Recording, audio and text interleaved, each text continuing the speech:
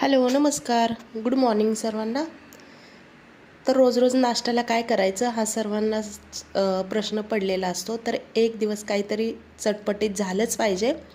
तर त्यासाठी तसंच मी आज इथे मिसळचा प्लॅन केला आहे. मस्त तरतरीत कोल्हापुरी मिसळचा प्लॅन आहे. तर त्यासाठी मी इथे कांदा चिरून घेतलेला आहे, तेजपत्ता, थोडासा गरम मसाला घेतला आहे, चवीपुरतं मीठ, आणि मी आता इथं फोडणी देते आहे. तर मी 2 चमचे तेल टाकलेलं आहे, त्यामध्ये तेजपत्ता आणि कढीपत्ता घेतलेला आहे. कांदा टाकते आहे. कांदा आपल्याला मस्त चरचरीत लाल रंगावरती भाजून घ्यायचा आहे. आणि मिसळ म्हटलं की थोडंसं जरा तर्रीदार झालंच पाहिजे. तर इथे कांदा आपला व्यवस्थित भाजून घेतलेला आहे लालसर. तर त्यामध्ये मी इथं 2 चमचे अद्रक लसूणची पेस्ट टाकली आहे. ती पेस्ट व्यवस्थित फ्राय करून घ्यायची आणि फ्राय होत असताना त्यामध्ये हळद आणि मीठ टाकायचे. त्यामुळे त्याला आणखीन जास्त छान टेस्ट येते. तर मी इथे 2 ते 3 लोकांच्या हिशोबाने मी मिसळ बनवते.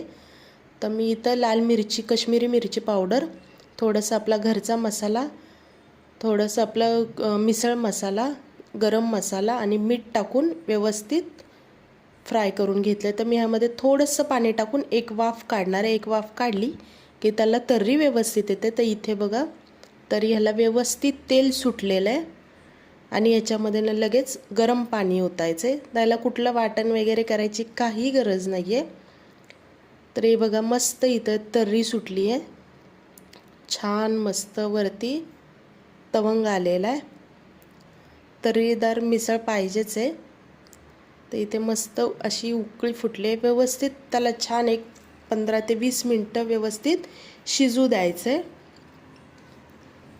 जे आपले सगळे मसाले वगैरे ते व्यवस्थित छान शिजले की मिसळ छान होते. मिसळ मसाल्याने अजून छान टेस्ट लागते. तर मी इथं फरसाण घेतलं आहे आणि त्यावरती मी असं मस्त तर्रीदार मिसळ बनवते. आता रस्सा टाकते मी.